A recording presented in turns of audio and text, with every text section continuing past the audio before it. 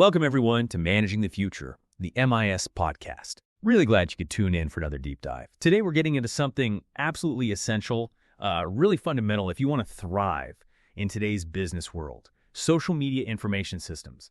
We're pulling our insights straight from Module 8, the one on social media, in your MIS studies, specifically the textbook Connect Master, Management Information Systems. That's the one by Richard Tedmon and H.Schuessler Wilhelm. Our goal today: pretty simple, really. Whether you're here at the Dr. Sam Pack College of Business already working or just interested in management and IS, we want to help you get a solid grip on social media information systems. Cut through the noise, make sense of it all, and see how it actually connects to business success. This isn't just theory. It's practical stuff for your future. And hey, if you find this useful, please do like, subscribe, follow, maybe share it, and definitely comment. It helps us know what you're thinking and keeps the conversation going. Absolutely. And it's important to stress that social media isn't just, for keeping up with friends anymore. It's really become a core business tool. Think about it: reaching customers, getting them interested, keeping them loyal. It's all happening online. Businesses that really understand these systems, they're the ones set up for success. Okay, so let's dive right in then. Let's unpack this term. Social Media Information System, or SMIS. It sounds formal, but what is it really? It's got to be more than just like having a company Instagram account, right? You're absolutely right. It's much more structured. At its core, an SMIS is an information system, and it's specifically built to help share social media content among users on social networks. It's the framework businesses use. Our textbook, the Connect Master one, breaks it down neatly into three main parts. First, you've got the providers. These are the platforms themselves, Facebook, Instagram, X, TikTok, all those. Second are the sponsors. That's the businesses, the organizations actually using these platforms. And third, the communities. That's everyone else, the users, us, creating content, making connections. All three are essential. Right, providers, sponsors, communities. Yeah. Makes sense. And like other information systems we study, an SMIS isn't just one thing. It's made up of those basic components: hardware, software, data, procedures, and people. Let's start with the physical stuff, the infrastructure. Sure. Hardware and software. Okay, so on the hardware side, you've got the providers, Facebook, Google, etc. They need massive cloud servers, huge data warehouses, just incredible amounts of storage and processing power, right, to handle billions of users. Exactly. The scale is mind-boggling. And then there's the user side. Our phones, laptops, tablets. The devices we use to actually get onto these platforms. Both sides are critical. And the software. That's everything from the app interface we scroll through. Right, the user interface. The complex database systems behind the scenes, and importantly, the analytics tools the platforms offer to businesses. Plus, our web browsers or the apps themselves. It's a whole ecosystem. It really is. And moving beyond that, you get to the data and procedures. This is where it gets really crucial, but maybe less visible. So data in an SMIS context means two things mainly. There's content data, that's, the content. User posts, photos, videos, comments. And then there's connection data. This is about the relationships, who's connected to whom, who likes what, who shares what. The providers manage all of this. Okay, content and connection data. Makes sense. Then you have procedures. These are basically the rules of the road, set by the providers. They cover how you can use the site, what data they collect, how they protect it, security, all that fine print. And the user communities, us, we have to follow these rules. They're vital for keeping the site running smoothly, protecting data. Imagine the mess without them. Yeah, total chaos.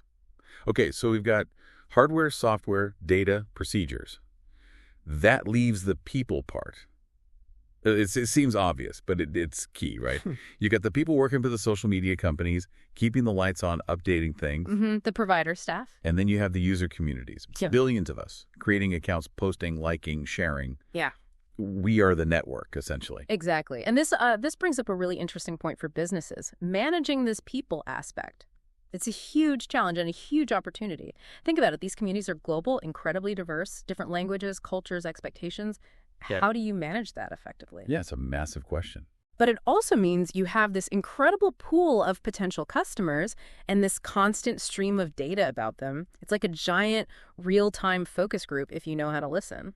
Which leads us perfectly into the next part. How businesses can actually use all this. Social media as a goldmine for marketing research. Yeah. This is where it gets really powerful for business strategy. Oh, absolutely. Market research data is fundamental for making good strategic decisions. The textbook lays out that standard 5-step process, which you'll see in marketing courses too. First, you define the problem or opportunity. What do you need to find out? Second, develop your plan. How will you get the data? How will you analyze it? Third, collect the data. And this is where SMIS shines. Fourth, analyze it, make sense of it. And fifth, crucially, put that research into action. Make decisions based on it. And social media platforms are amazing for that third step, collecting data, because they automatically gather so much demographic info, age, location, gender, plus all that interaction data preferences. Precisely.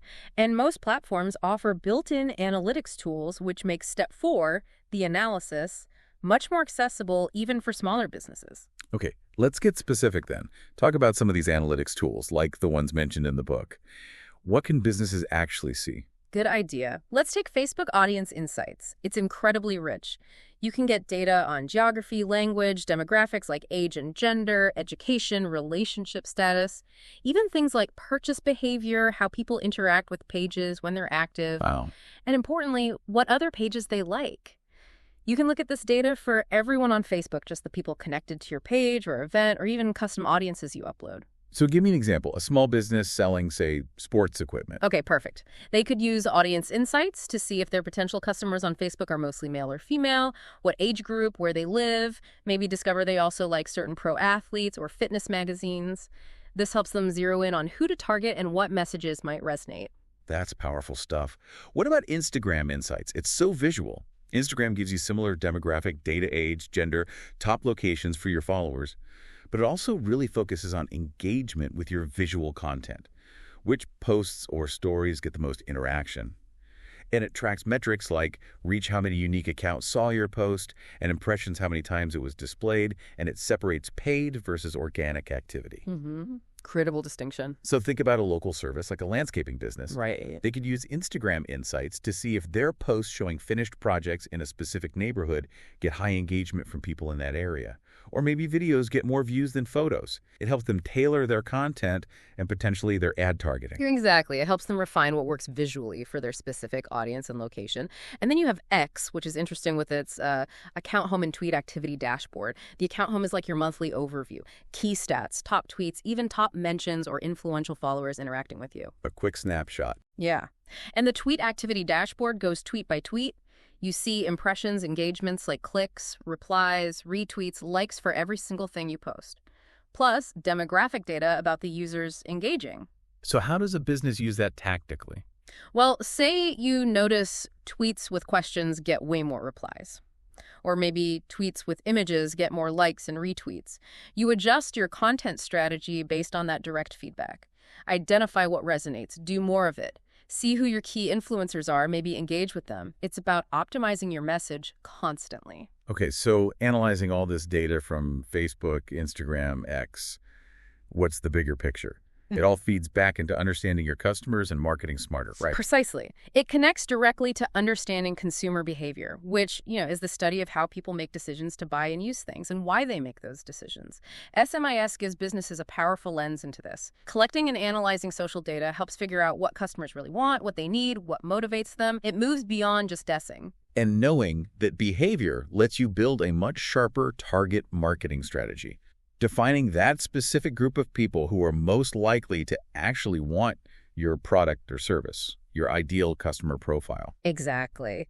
And the social media platforms with their analytics are tailor-made for this. They let you identify precisely who is engaging with you, who is converting, who shares characteristics with your best customers. So if you were launching, say, a new line of specialized ski jackets. Right, you'd use the data. Target market might be defined by age, income level, location, mountain regions, maybe express interest in skiing, snowboarding, outdoor brands, even following specific ski resorts or athletes online. Social media lets you find and reach those people very efficiently. Or that landscaping service, again, targeting homeowners, maybe specific income brackets within their geographic service area, people who show interest in gardening or home improvement content. It allows for really granular targeting, making marketing spend much more effective. You're not just broadcasting, you're reaching the right audience. This is great. It really clarifies the why and how. So let's bring it all together. If a business wants to actually build an effective SMIS, not just dabble, what are the steps? The textbook outlines 6 practical steps. Yes, it's a logical flow. Step 1 is foundational. Develop goals. Your SMIS efforts need clear objectives, and crucially, they must align with your overall business goals. Are you trying to increase brand awareness, drive more purchases, get more website traffic, boost engagement? You need to know what you're aiming for before you start. Otherwise, you're just, posting randomly. Right, makes sense. Goal first. Then step 2 follows logically. Set and track success metrics. You need to measure if you're actually hitting those goals. So things like how fast your audience is growing, your follower count, how often people visit your profile or site, conversion rates turning likes into leads, or sales and engagement levels like comments and shares. These numbers tell you if your strategy is working. Exactly. Metrics keep you honest. Step 3 is identify the target market. We touched on this, but it's a formal step. Really nail down who you're trying to reach. Use demographics, gender, age, job, location, income, education, marital status. Combine that with research on your customers, the broader market, even your competitors. And critically, pick the right social media platform where that target market actually spends their time. Don't try to be everywhere. Focus. Right. Focus is key. Okay, step 4. Define value. This sounds a bit abstract, but it's about understanding what your customers actually value from you and reflecting that in your SMIS.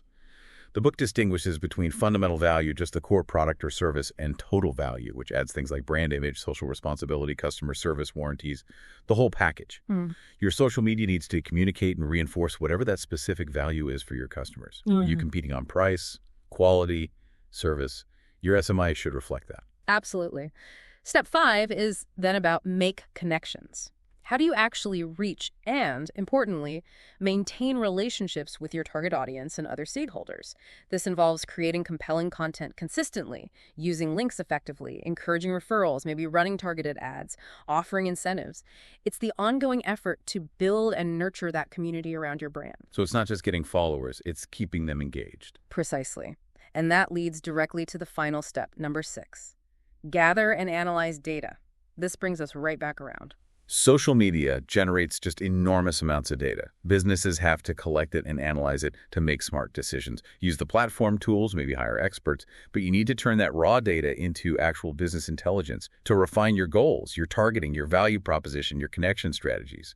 It's a continuous cycle. It really is. It's an ongoing process of listen, analyze, adapt. Fantastic. This has been a really insightful walkthrough of social media information systems, pulling straight from that Connect Master textbook.